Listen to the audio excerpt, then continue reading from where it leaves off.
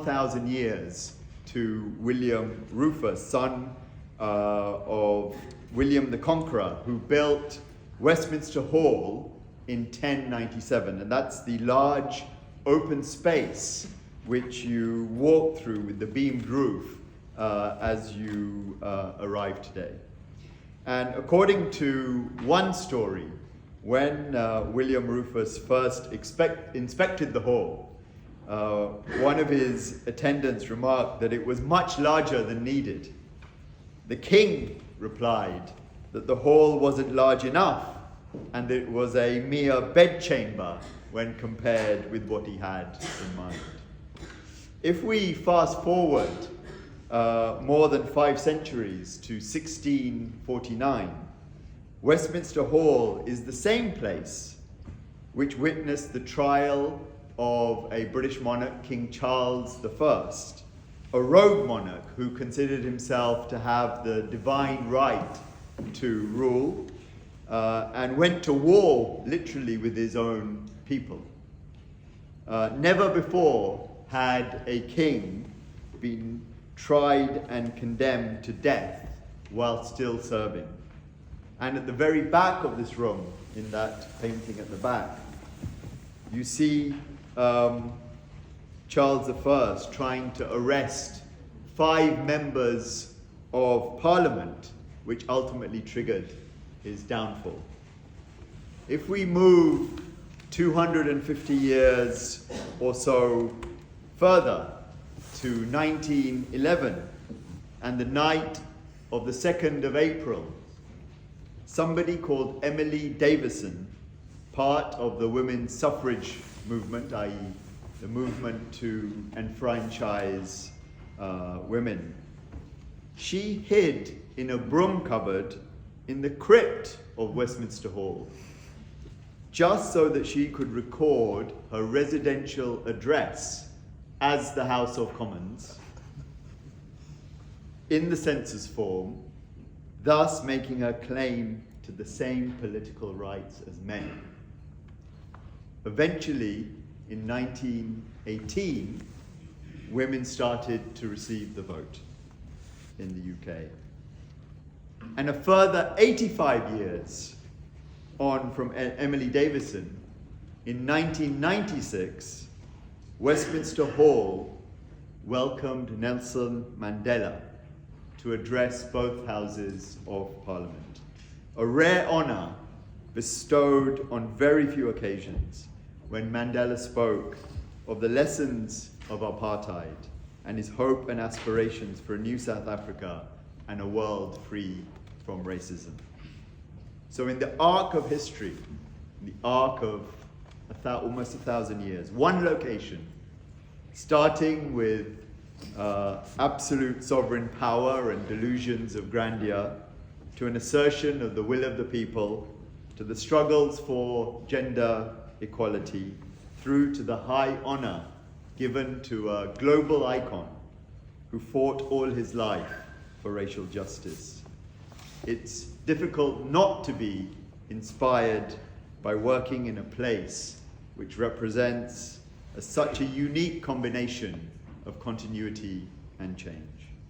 Unlike other countries, such as America, France, India, the United Kingdom doesn't have a foundational moment. We don't have a Republic Day.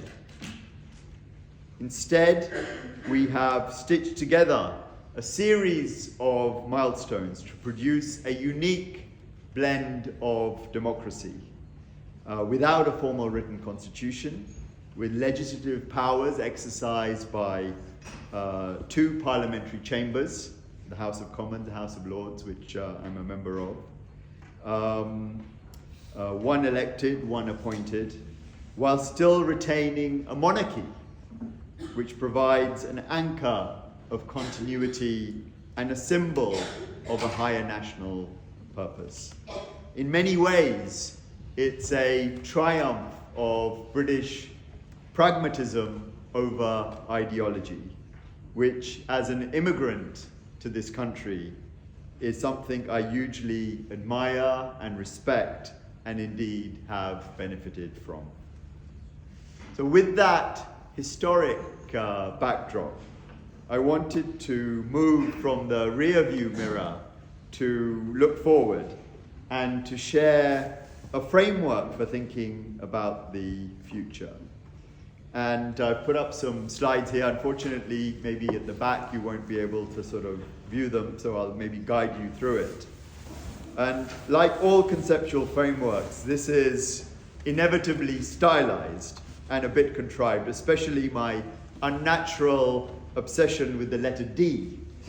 But it's amazing how these 7 Ds, and I'll read them out to you: demographics, deglobalization, decarbonization, data and digitalization, democracy, defense, development. How these 7 Ds capture the most significant meta trends which are shaping today's world. And I'm going to go quickly through and make a few remarks about each one of these with the help of some further slides. And we can circulate these slides to you later on. What will become apparent is that many of these 7 forces are interconnected and reinforce each other. So starting with demographics, based on current birth rates and life expectancy, the trajectory of human population is baked in, heading towards 10 billion by mid-century, adding 2 billion more people and another billion by the end of the century. Half of this increase will come from just 9 countries in Asia and Africa, with one notable exception being the US. So in the period, the 100-year period between 1950 and 2050, we will have seen a 4-fold increase of people on the planet. The mismatch between population growth and the pace of building new infrastructure will simply add to the pressure on cities, and on infrastructure and on agricultural productivity at a time we are also grappling with climate change and energy transition. The other fixture of demographics is increasing life expectancy and higher dependency ratios, which you could call a ticking time bomb. Already running at 70% in Japan and approaching 60% in the UK. This in turn has multiple implications for the length of working lives, so how long each of you will end up working in your careers, retirement, and importantly, migration. Western countries in particular will be forced to look at immigration to support their aging populations. With the largest sources of population growth in the global south, this should become the natural corridor for migration. And I say should, because it is not obvious that every Western country is prepared for the scale of immigration required. Arguably the exact opposite, with many countries becoming more inward, insular, and intolerant. Now that is a great segue into globalization, but it's also a good point to say that what you're doing at I.I.M.U.N. is vital, because I think India needs to understand the world, but the world needs to understand India.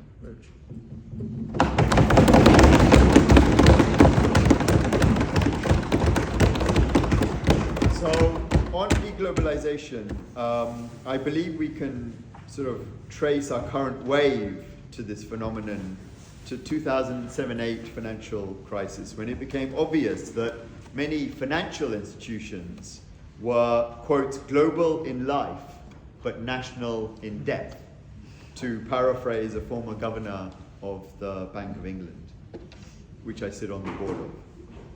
Financial institutions became increasingly localized, and the subsequent pandemic, which we saw a few years ago, necessitated the same pattern in industry supply chains. Global conflicts and geopolitical rivalry have further amplified the trend, creating more polarization and fragmentation.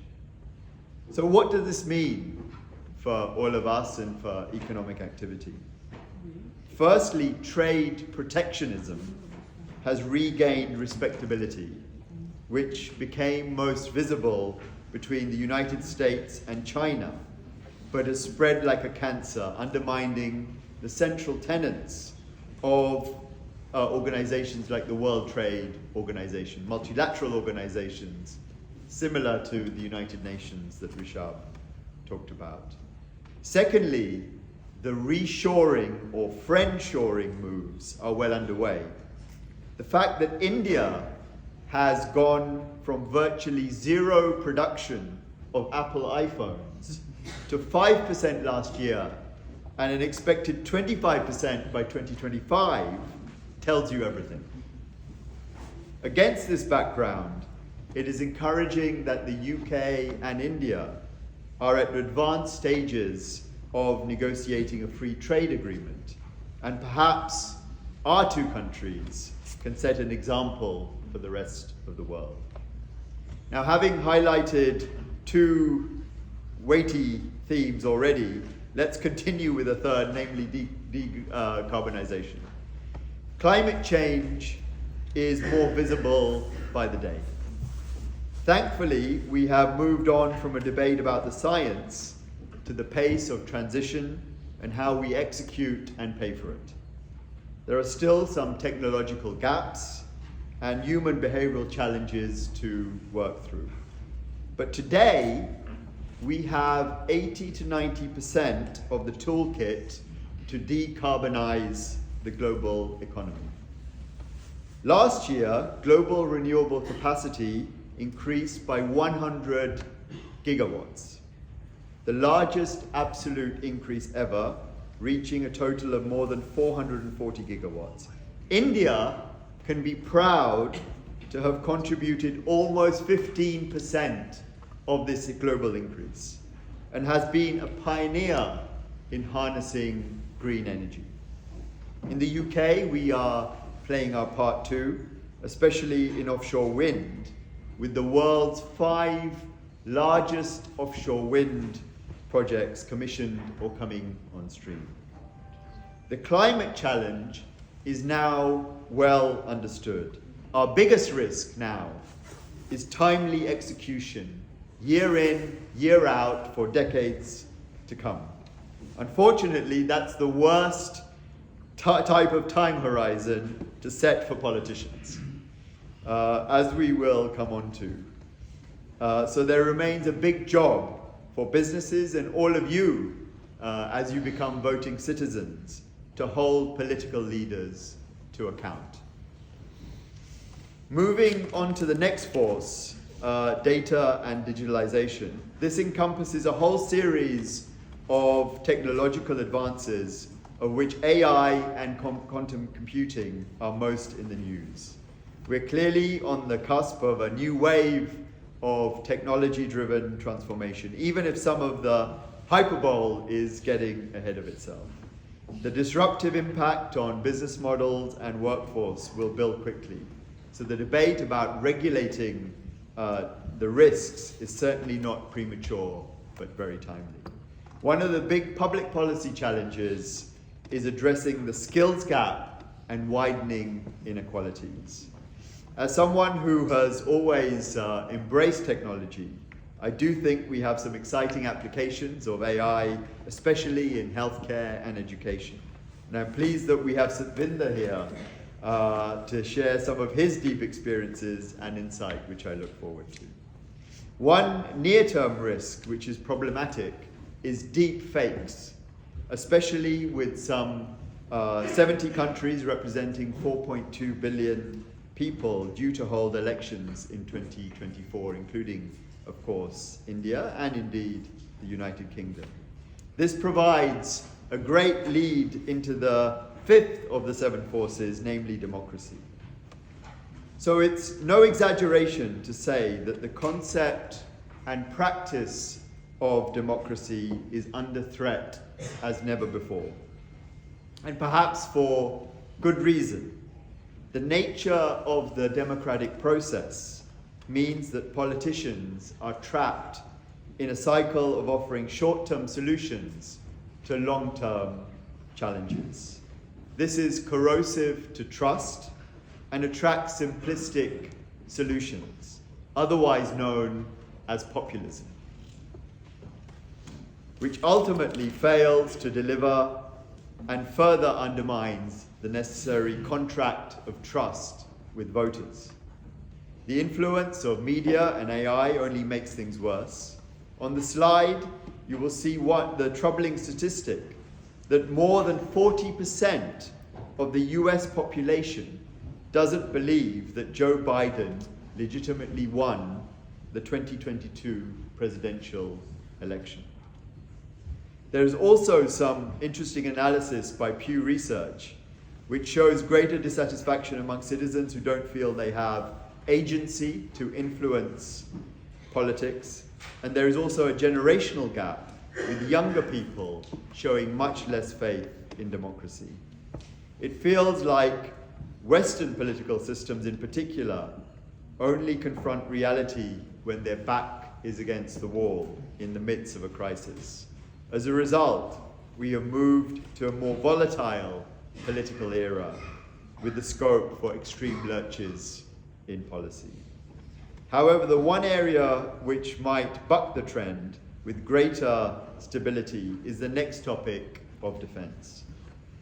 Even before the recent conflicts and step up in geopolitical rivalry, global military spending was on the rise, with the 8th year of increase to over $2.2 trillion, of which 40% was spent by the US Pentagon.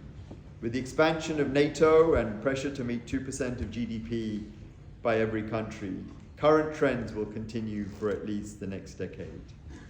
There is also a shift from kinetic to cyber, so defense spending will take on a much broader definition. Just earlier this month, we had Rajnath Singh visit the UK, the first Indian defense minister to do so in 22 years, which is hopefully a signal that the UK and India can collaborate more closely in the first and foremost duty of any government, namely to keep their citizens safe. So finally, we turn to development. This has been a relatively positive story for the world, until more recently, with the number of people in absolute poverty globally declining from 36% in 1990 to 9% by 2020. This trend has recently reversed, which is worrying, also perhaps inevitable given the impact of the pandemic that we went through. And the broader Sustainable Development Goals defined by the United Nations are coming up to their 2030 targets, with a number of shortfalls, notably in sanitation, where a staggering 46% of the world still lacks adequate provision.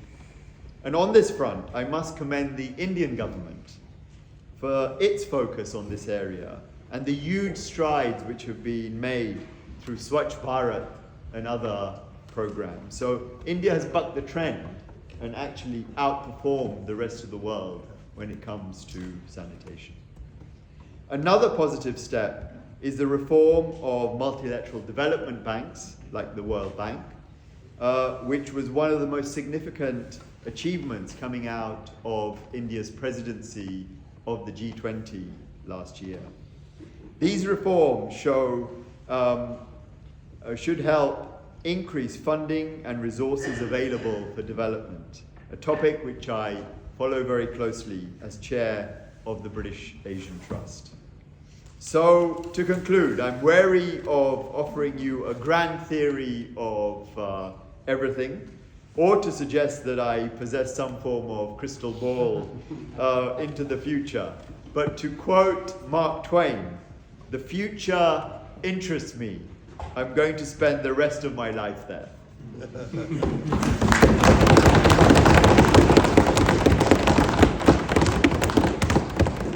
Now that quote is even more true of all of you.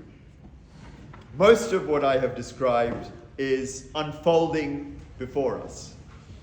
In the years ahead, our ability to address these complex issues will determine the future course of the world. Our shared responsibility is to chart a path which navigates through an intense period of challenge and consequence. I absolutely believe that we can do this, but it won't be an easy ride. And your generation needs to understand these issues and play its full role. With that, I'd just like to say once again what a great pleasure it is to be able to address you.